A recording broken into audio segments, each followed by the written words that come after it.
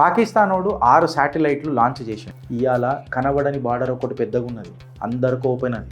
16 నెలల్లో వీడు 6 శాటిలైట్లు లాంచ్ చేసి ఇప్పుడు ఇక్కడ ప్రాబ్లం పాకిస్తానా గిరీష్ అని అంటే నాకు పాకిస్తాన్ కంటే ఎక్కువ చైనా. మనం గట్టిగానే ఉన్నాము.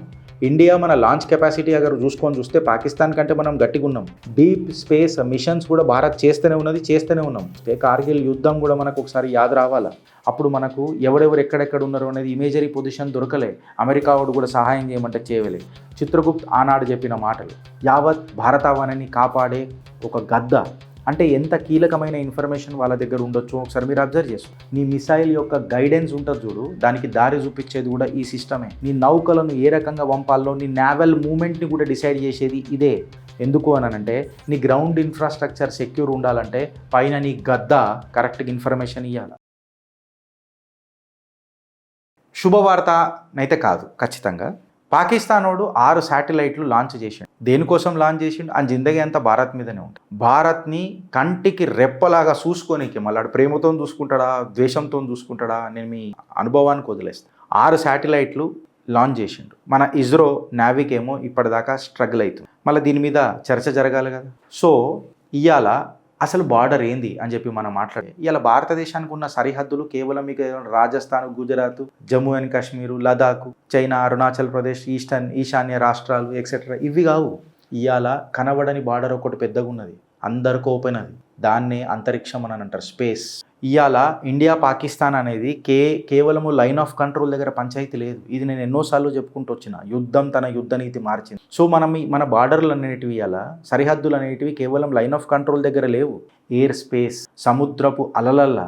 ఇన్ఫ్యాక్ట్ చెప్పాలని అంటే ఇవన్నిటిని మనం ఛేదించాలంటే మనకు కావాల్సింది దురంధర్ లాంటి శాటిలైట్లు, మంచి ఇమేజరీ, నావిగేషన్, ఇవన్నీ కరెక్ట్ టైంలో జరగాల. సరిహద్దులు కాపాడుకోవాలి. And the space dominates today. Pakistani satellite ఈ స్ప్రింట్ ఏంది ఆర్ పాయింట్ ఏంది గిరీష్ అని చెప్పి మనం 16 నెలల్లో వీడు 6 శాటిలైట్లు లాంచ్ చేసి పాకిస్తాన్ సూపర్ కో లాంచ్డ్ 6 అర్త్ అబ్జర్వేషన్ శాటిలైట్స్. వాడికంటూ సొంత తెలివి ఏముండదు. మదర్సాలకి వచ్చినోడికి శాటిలైట్లు లాంచ్ చేసేంత కెపాసిటీ ఉండదు, కాదని అంటలేను. బట్ వాడు చేతులు కలిపింది ఎవరితో? చైనాతో. చైనా సపోర్ట్తోని ఈ ప్రాజెక్ట్ని వాడు యాక్సిలరేషన్ ఇచ్చిండు, స్పీడ్ పెంచిండు. పాకిస్తానీ యొక్క ట్రెడిషనల్ మోడెస్ట్ స్పేస్ ప్రోగ్రామ్కి స్పీడ్ పెంచి. ఇది ఎందుకు డిస్కషన్లకు రావాలా, ఇది ఎందుకు ప్రాబ్లం అవుతుంది అని చెప్పి మనం ఈఓ శాటిలైట్స్ అంటాం. అంటే earth observatory satellites, earth observation శాటిలైట్స్ని EO satellites. EO satellites dual యూజులు ఉంటాయి. ఒకటేమో నీ agriculture, disaster mapping, urban planning, ఇట్లాంటి సివిల్ యూజులకు కూడా యూజ్ వస్తాయి. దాంతోపాటు imagery, roads, bases, logistics, air fields, broader వర్కులు, ట్రూప్ మూమెంట్లను కూడా చూసుడు మొదలెడతారు. అంత మజాక్ మస్కరా పన కాదు శాటిలైట్ అంటే, ఎస్పెషల్లీ నావిగేషన్స్. డ్యూయల్ పర్పస్ ఉంటాయి. ఇప్పుడు ఇక్కడ ప్రాబ్లం పాకిస్తానా గిరీష్ అని అంటే నాకు పాకిస్తాన్ కంటే ఎక్కువ చైనా అనేది సైలెంట్ మల్టిప్లయర్, మ్యానిపులేటర్ కూడా. రియల్ ఇష్యూ ఏంటంటే పాకిస్తాన్ ఒకటే కాదు ఫ్రెండ్, పాకిస్తాన్ ప్లస్ చైనా ఇద్దరు కలిపి లాంచ్ చేసిండ్రు. ఇద్దరు కలిపి యాక్సెస్ చేస్తారు. ఇద్దరు ఈ శాటిలైట్ సపోర్ట్ తీసుకుంటారు. ఈ స్ట్రాటజిక్ అలైన్మెంట్లో పార్ట్నర్లు అవుతారు. పాకిస్తానే పెద్ద పంచాయతీ అని అంటే దాంతోపాటు చైనా వాడు చేతులు కలిపిండు అనుకో. వన్ ప్రోడక్ట్ ఏ రకంగా ఉంటుంది గిరీష్, వన్ క్వాలిటీ ఏ రకంగా ఉంటుంది అని అంటే 16 నెలల్లో వాడు 6 శాటిలైట్లు అయితే లాంచ్ చేసిండు. కన్ను పెట్టిండు నీ మీద, నిన్ను చూసుడు మొదలెట్టిండు. సో భారత్కి ఇంకా ఒప్పుకుంటా, భారత్ దగ్గర సామర్థ్యం లేదా అని అంటే అట్లానేం కాదు. భారత్ పాకిస్తాన్ కంటే వెనకేం లేదు స్పేస్లో. మనం గట్టిగానే ఉన్నాము. ఇండియా మన లాంచ్ కెపాసిటీ అగర్ చూస్తే పాకిస్తాన్ కంటే మనం గట్టిగా ఉన్నాం. డీప్ స్పేస్ మిషన్స్ కూడా భారత్ చేస్తూనే ఉన్నాం. Especially earth observation satellites, EO satellites అంటాం కదా. మనకు ఒక మంచి గుణాత్మకమైన చరిత్ర ఉన్నది, గణాంతకమైన చరిత్ర ఉన్నది. మిలిటరీ శాటిలైట్స్ ఇంకా ప్రైవేట్ స్పేస్ గ్రోత్లలో కూడా మనం సూపర్ ఉన్నాం, లేదని అంటలేం. బట్ ఈ లీడర్షిప్ అనేది మెయింటైన్ కావాలా. కేవలం అజ్యూమ్ చేసుకుంటూ పోతే కుదరదు. శత్రువు అప్రమత్తం అవుతున్నాడు, శత్రువు అడుగేసుడు మొదలెట్టిండు. నావిక్ కాడికి వచ్చినప్పుడు ఇది భారత్కు ఒక స్ట్రాటజిక్ వెన్నుపూస అవుతుంది ఫ్రెండ్. ఇప్పుడున్న స్ట్రెస్లా ప్రపంచం మొత్తంలో ఏం జరుగుతుంది అని చూస్తే కార్గిల్ యుద్ధం కూడా మనకు ఒకసారి యాద రావాలా.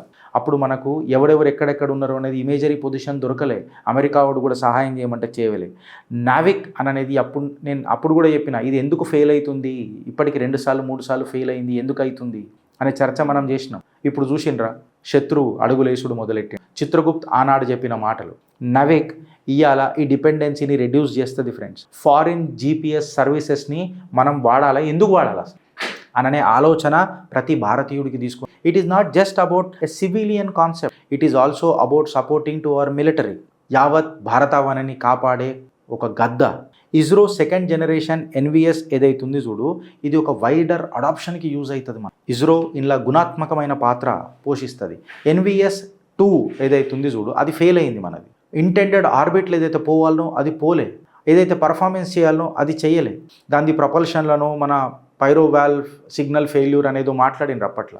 ఇది అక్కడనే జరిగింది 2 సార్లు, ప్రొపల్షన్లనే 2 సార్లు సేమ్ ఏరియాలో జరిగింది. దీన్ని ఎన్ఐఏకి అప్పచెప్పింది, నేషనల్ ఇన్వెస్టిగేషన్ ఏజెన్సీ దిగింది అందులోకి. అంటే ఎంత కీలకమైన ఇన్ఫర్మేషన్ వాళ్ళ దగ్గర ఉండొచ్చు ఒకసారి మీరు అబ్జర్వ్ చేసుకో. నావిక్ అనేది మన మిలిటరీకి ఎందుకు అని అంటే కేవలం అది మీ మొబైల్లో ఒక గూగుల్ మ్యాపే, బట్ మిలిటరీకి, నా దేశానికి, నా దేశ పొగరికి, నా దేశ పరాక్రమానికి నాందై నిలబడుతుంది. ఎట్లా చెప్పాలి నా ఫ్రెండ్, నీ మిసైల్ యొక్క గైడెన్స్ ఉంటుంది చూడు, దానికి దారి చూపించేది కూడా ఈ సిస్టమే. నీ నౌకలను ఏ రకంగా పంపాలో, నీ నావల్ మూమెంట్ని కూడా డిసైడ్ చేసేది ఇదే. నీ ఎన్క్రిప్టెడ్ టైమింగ్ ఏదైతే ఉంటుందో చూడు, నీ డ్రోన్స్కి చేసేది ఇదే. నీ డిజాస్టర్ రెస్పాన్స్ ఏదైనా జరిగితే మద్దతు తెలిపేది ఇదే. కంప్లీట్ నీ ఫ్లీట్ని కంట్రోల్ చేసేది ఇదే. నీ స్ట్రాటజిక్ ఇన్ఫ్రాస్ట్రక్చర్ని సింక్రొనైజ్ చేసేది కూడా ఇదే. కేవలం జీపీఎస్ని మొబైల్లో కనబడేదే కాదు ఇది. ద రియల్ వార్నింగ్ ఏందనంటే, ఇలా Pakistani earth observation satellites, EO satellites ఏవైతే ఉన్నాయో, ఆరే కదా గిరీష్ వార్నింగ్ బెల్ ఫ్రెండ్స్. ఎందుకంటే India should not allow gaps in Navik. Allow చేయలేం మనం, మన దగ్గర స్పేస్ లేదు. మళ్ళొకసారి మనం రీవిజిట్ చేయాలి ఖచ్చితంగా. ఈ మన హైపర్ స్పెక్ట్రల్ ఇమేజరీ ఎక్సెట్రా మాట్లాడతారు ఇజ్రోలో, ఇవన్నిటి మీద మనము మనం నిఘా పక్కా చేసుకోవాలి. ఏఐ బేస్డ్ జియోస్పాటియల్ అనలిటిక్స్ మీద బాగా ఫోకస్ చేయాలి. ఎందుకు అనంటే నీ గ్రౌండ్ ఇన్ఫ్రాస్ట్రక్చర్ సెక్యూర్ ఉండాలంటే పైన నీ గద్ద కరెక్ట్గా ఇన్ఫర్మేషన్ ఇవ్వాలి. ఇలా వే ఫార్వర్డ్ ఫర్ భారత్ ఏందనంటే నావిక్ యొక్క ప్రోగ్రామ్ని మళ్ళొకసారి మనం పునః ఫాస్ట్ ట్రాక్లో పెట్టాలి. మిలిటరీ గ్రేడ్ మన అర్త్ అబ్జర్వేషన్ శాటిలైట్స్ని నంబర్ పెంచాలి.